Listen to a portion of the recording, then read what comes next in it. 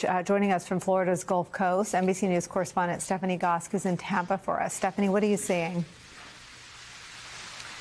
Well, we're really just starting to see the rain really come down here, Nicolle, as well as the wind pick up ferociously. And, you know, taking what Al just said, people in this city have been so nervous about that path. There was some indication that it might go further south overnight, and now what they're seeing is that tick back up to the north, and that is worst case scenario for Tampa Bay and this entire area. That includes the city Tampa, where I am, but also St. Petersburg. If you look up close on the map, this area has been described as a kind of cul-de-sac around Tampa Bay, with some of the most populated areas of the west coast of Florida right here near where I am standing. A lot of those places have evacuated. We've been told that shelters, many of them are filling up to capacity. People have been heeding the warnings. But when you talk about that level of surge, which could be anywhere up to a foot of surge here in Tampa, on top of a foot of rain, it is really hard to wrap your head around where all that water would go and what it would do. It would be an incredible amount of damage. That hospital that you were talking about, that level 1 trauma center, is arguably the most critical infrastructure in this entire region. They've done a lot to prepare themselves. You talked about that wall. They also have their own power plant that is 32 feet above sea level to make sure that there's enough power. They have food for 5 days, food and supplies for 5 days. They've also moved everyone off of the first floor, all patients and staff, and moved them up higher. They're doing what they can to make sure that they stay operational because, of course, you're going to have people injured in this storm who are going to need their care, Nicolle.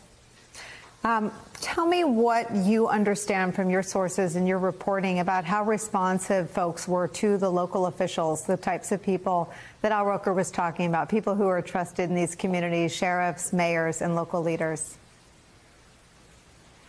They are listening, but also think about what these people are going through. We were in a community today, a neighborhood in St. Petersburg, where we've been talking about all the debris from Hurricane Helene. But that debris is also indicative of families who have been displaced, homes that are no longer, in many cases, inhabitable in the first place. So people have picked up and moved to maybe a safer place or a home that wasn't damaged as much, but then found themselves in another evacuation zone for this storm. And it seems as if people are listening. They're already wary of what happened after Helene, and the warnings from officials here, whether it's the mayor, whether it's other emergency service people, have been so stark, where they've basically just said to people, if you stay and the water rises as high as it might rise, you will die because we will not be able to come and get you. It doesn't get any more stark than that. And even the people here in Florida who have lived through a ton of hurricanes and are certainly weathered in that degree, they know that this is a serious one and potentially a historic one. Nicolle. Stephanie Gosk, please stay safe. Thank you so much for your reporting and for taking some time to talk to us. Joining our coverage, the mayor of Sarasota, Florida, Liz Alpert.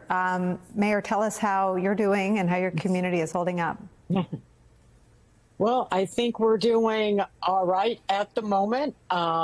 We haven't seen the worst of it. You've been getting some squalls and some rain, so there is water building up on the roadways. But for right now, we're kind of in a holding pattern. We're as ready as we can be and ready to go to work as soon as the hurricane passes. Do you have a sense from your team and from local officials how responsive your residents have been to the evacuation orders? You know, how many people have actually left and how many have decided to ride out the storm?